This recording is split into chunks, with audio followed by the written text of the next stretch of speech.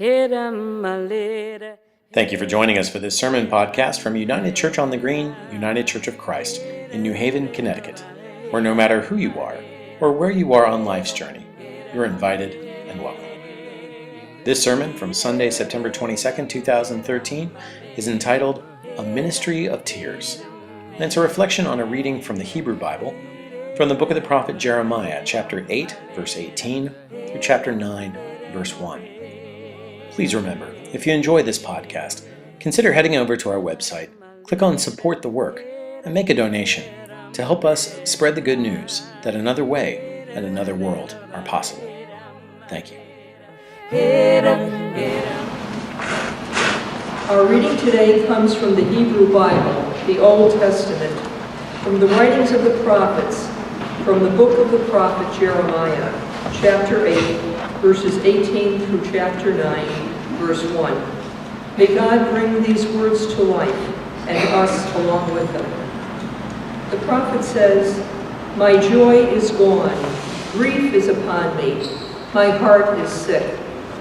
Hark the cry of my poor people from far and wide in the land. Is the Lord not in Zion?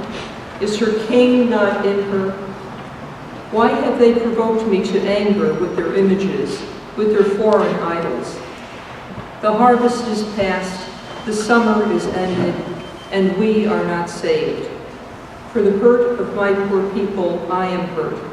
I mourn, and dismay has taken hold of me. Is there no balm in Gilead? Is there no physician there? Why then has the health of my poor people not been restored?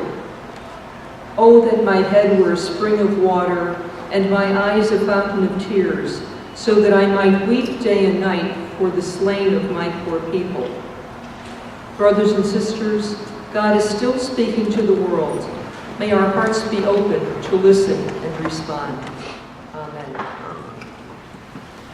So as we turn to these books of the Hebrew prophets in the Bible, it's important to remember that the way that the word prophet and prophesy and prophecy is used in that context in the Old Testament is very different from our modern understanding of prophecy.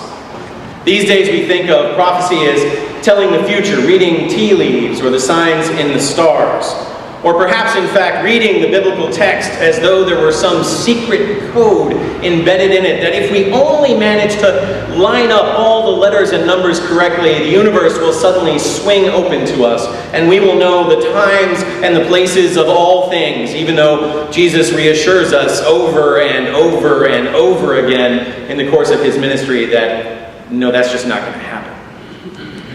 No, a biblical prophet isn't someone who tells the future. A biblical prophet is someone who tells the truth.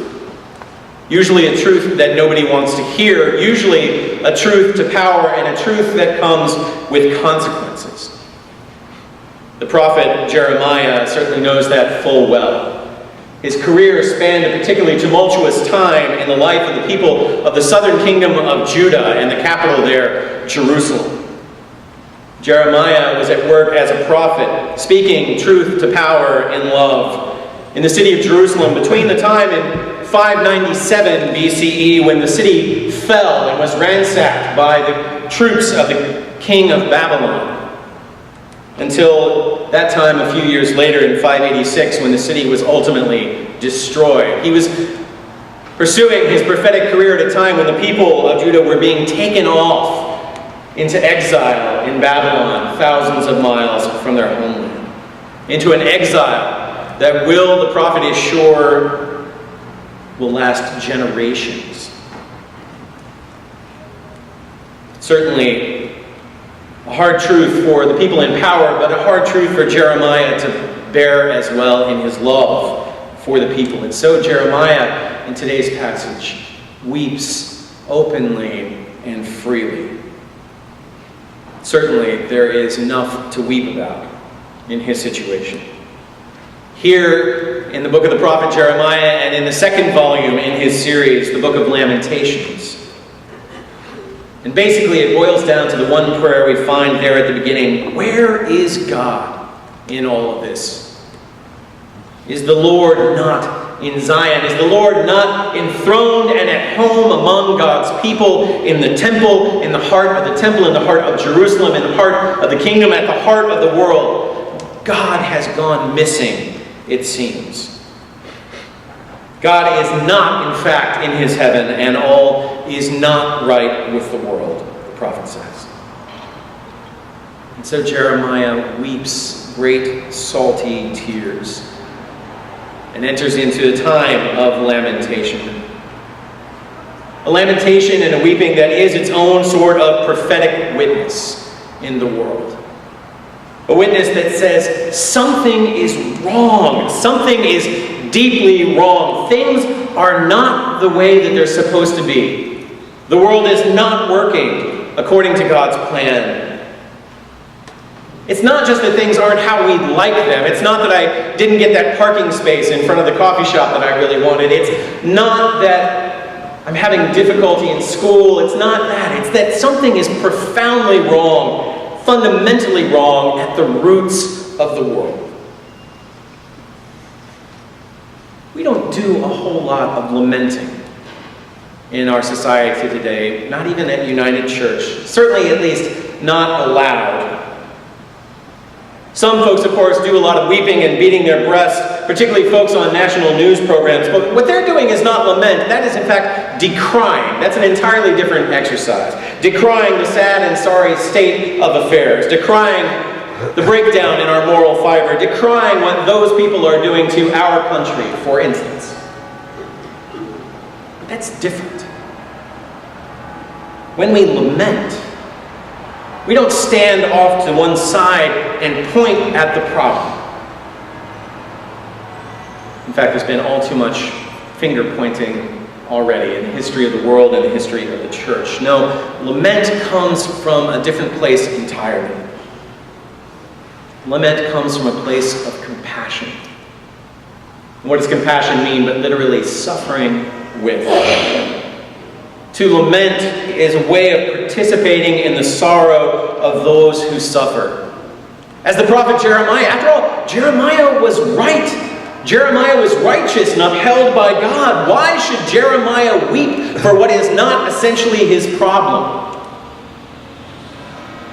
Except that Jeremiah makes it his problem.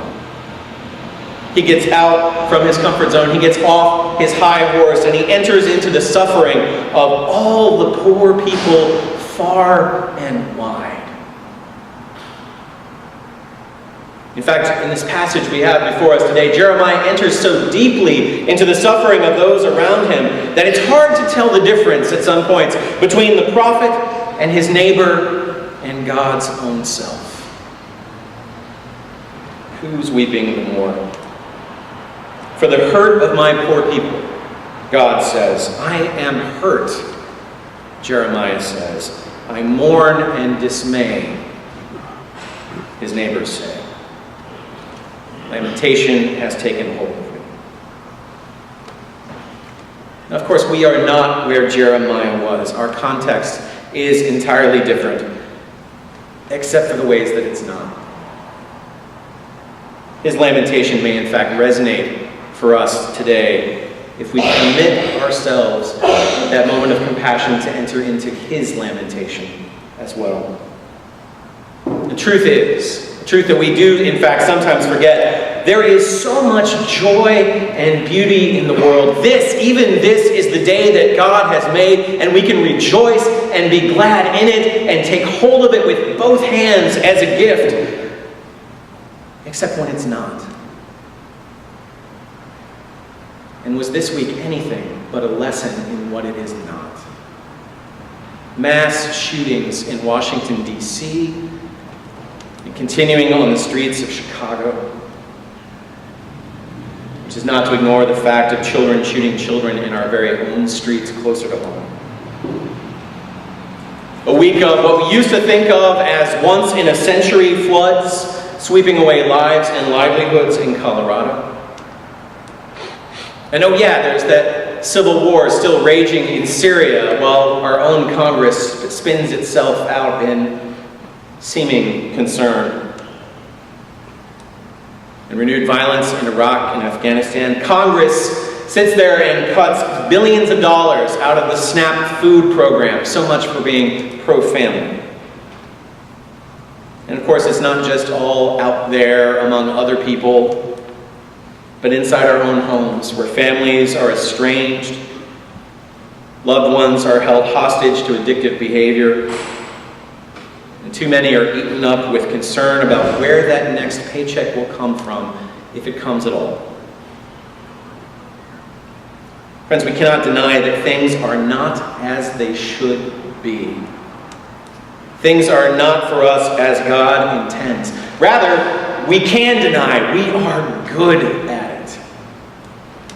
We can deny these things. We can take all of this pain and suffering and shove it down deep inside where it will grow sick and twisted, and us along with it. Or we can allow ourselves to be distracted by news of the latest royal wedding or celebrity scandal or, I don't know, iPhone release. Or we can throw up our hands in frustration and say there's nothing we can do, ensuring, in fact, that nothing will be done and nothing will change. Or even more deviously, we can give in to guilt and beat our breasts, and that same nothing will continue not to change. We can choose another path. We can find our own prophetic voices, cracked and breaking with sorrow though they may be. And we can lift up our voices alongside prophets like Jeremiah and Isaiah and Ezekiel and Amos and Hosea, all of these prophets of old. We can lift our voices and weep aloud. We can rend our hearts as a sign of mourning for the way things should be. It's a tall order and a scary one to consider entering into that time, but that's the invitation that I have for you today. That we can take up this ministry of tears, not a sign of weakness, but a sign of loving vulnerability to the world around us, a sign of trust in the God who holds us fast, a sign of our loving engagement with the world. We can reject the culture of denial and distraction that seeks to dope us up moment to moment so that all we have to do is flip channels to find something better and more interesting and less painful to watch. We can be brave. We can actually name our lamentations aloud in front of God and everybody. That's the invitation I have for you today. I'm going to ask what it is that you weep over, what it is that you lament for. And Kristen and I will stand here at this table and tear a strip of cloth. It's an ancient symbol from the Hebrew Bible of mourning, from the Jewish tradition of tearing that cloth, hearing the sound and seeing the sight, feeling the cloth in our hands. I realize that may sound terrifying. It may not be, in fact, what you bargained for when you walked into church this morning. But as I said way back at the beginning, this is United Church on the Green. We are a congregational church. Your relationship with God is yours. You can choose to do what I ask or not. Often not. And also, I want to give you some words of encouragement and comfort. As those of us who've entered into long-term psychotherapy can understand that there's a fear often when we begin that process that if I start talking about all the places that hurt in me, if I start talking about all of the things that are wrong and that I feel bad about and that plague me day after day, that if I start that process, if I open that door, if I start crying, I will never stop. I've heard that from so many people who've entered into that process. It's like those words from Jeremiah. Oh, that my head were a spring of water and my eyes a fountain of tears, so that I might weep day and night for the slain of my poor people. Weeping day and night is not your job. God can handle it. but we each lift up our own little piece of it. And I invite you to trust that just as in that therapeutic hour, the way that that forms a safe envelope for our uncomfortable feelings, that this community can form the same kind of safe space for us. And in fact, ultimately it is God that guarantees that holds us fast, that puts our feet on a rock so that even though the waters of our tears may rise, we will not be washed away. God provides that safe place, and we hope United Church does it as well, for you to feel whatever it is that you need to feel. And part of that whatever today may be nothing, or at least not now. This is not a forced march through pain and suffering. As always, I would encourage you to take care of yourself and let God take care of you in this moment. Participate as you feel called. And remember that God understands this sort of pain from the inside out. Remember that when Jesus was dying on the cross, the curtain of the temple was torn in two from top to bottom, and God was the very first to weep. So now, I would invite you to consider your lamentations and your tears. And together we will provide that safe space and hold one another. And also provide the prophetic witness for the world around us that we know something is not right. That we can enter into that pain, into that compassion, and begin to make a difference. So we take this. This is what it sounds like.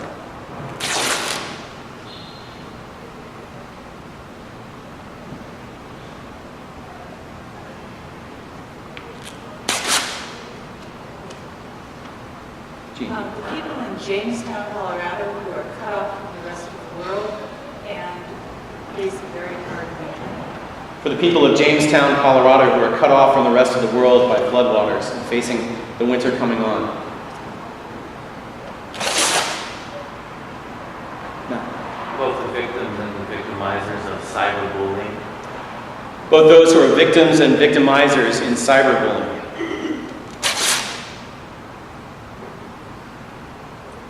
Kathy. The pain of arthritis. Pain of arthritis. Joe. For the addict and alcoholic who will die today not knowing recovery is possible. For the addict and alcoholic who may die today not knowing recovery is possible. For those who find themselves enslaved to addictions and might even die today not knowing that there is a way out.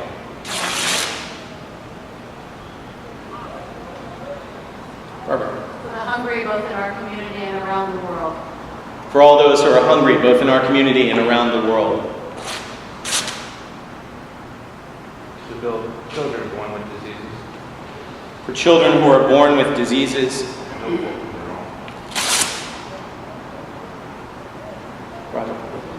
For the greed that so distorts our culture. For the greed that so distorts our culture.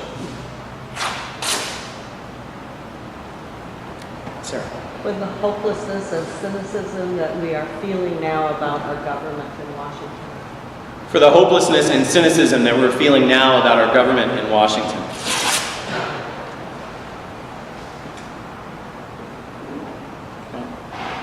For families who can't afford to pay for their basic needs every day. For families who are employed and still can't afford to pay for their basic needs. For those who are unemployed as well. Leslie. For migrant workers who are abused by their employers. For migrant workers and other workers who are abused by their employers. Sarah. For animals subjected to cruelty, such as dogs and puppy mills. For animals and other dogs and other animals who are subjected to our cruelty. June. For family members who can't even talk to each other. For family members so estranged that they cannot even speak to one another.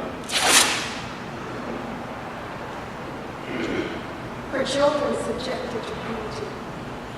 for children who are subjected to cruelty. For the people of Kenya that are in the midst of a terrorist attack. For the people of Kenya who have endured terrorist attacks and even now at this moment.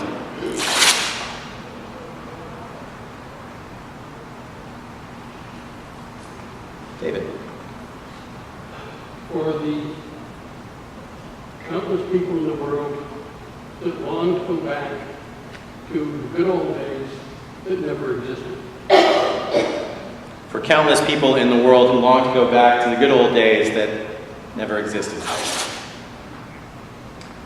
For the elderly who are left alone by their families and wait to hear from them every day. For elderly persons who are left alone by their families and wait to hear from them. Randy. For those who are affected by homophobia. The people of Chicago that are losing their own terrorism, really, the children and people that go out that are innocent to being caught in crossfire or gang violence. Absolutely. For the people of Chicago who are caught up in their own sort of terrorism, afraid to go out of their homes for fear of violence. Angela. For people in prison. For all those who are imprisoned.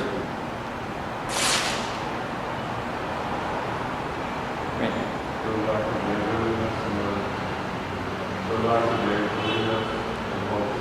For a lack of neighborliness in our culture. Elizabeth. For all the fears that stop us from opening ourselves to the love and grace of God. For all the fears that stop us from opening ourselves to the love and grace of God. For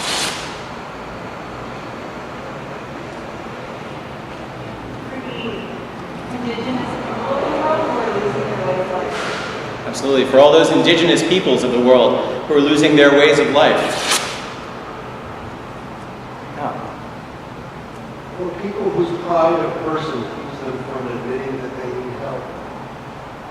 For persons, ourselves and others, whose pride keeps us from reaching out for the help that we need.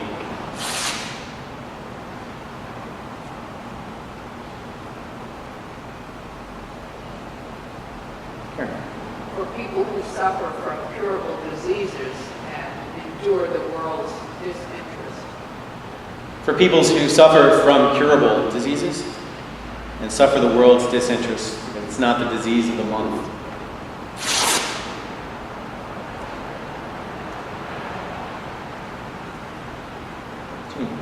For our seemingly total inability to face up to climate change. For our seemingly total inability to face up to the reality of climate change.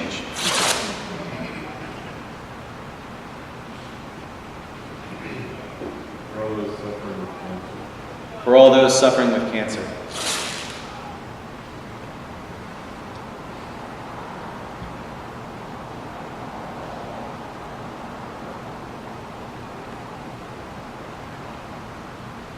For those lamentations that remain silent on our hearts.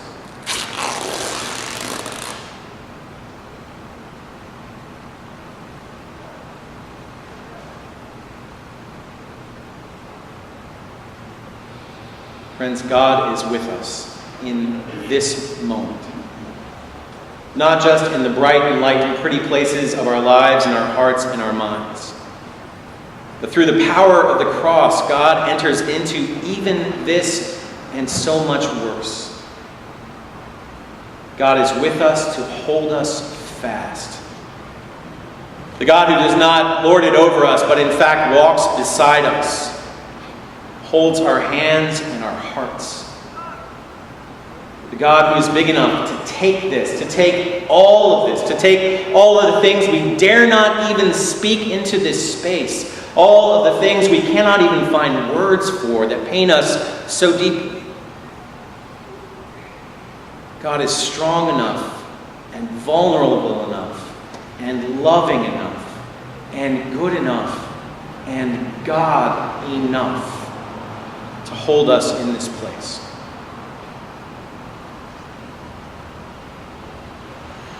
Know that you can rest here a while.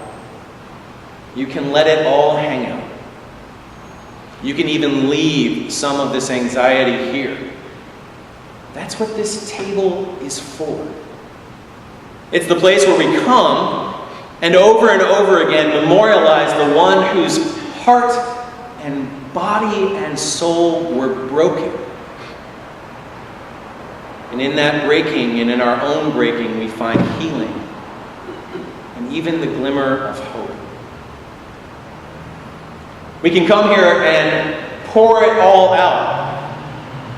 Understand that we are flawed and broken vessels, that we cannot carry all of the world ourselves. But we come and we find this constellation of sisters and brothers to help us bear this pain and to change the world around us. We can come and admit the truth, and we can come and receive grace.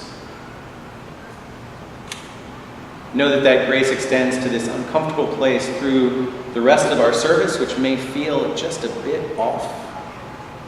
It will last until the final note of the final hymn. It will last into coffee hour and into your car and on the way home. That grace will reach you wherever you are, no matter who you are, no matter where you are on life's journey. God is there with you today and always. Hiram malera, hera, hiram mera, hera, hera, hera,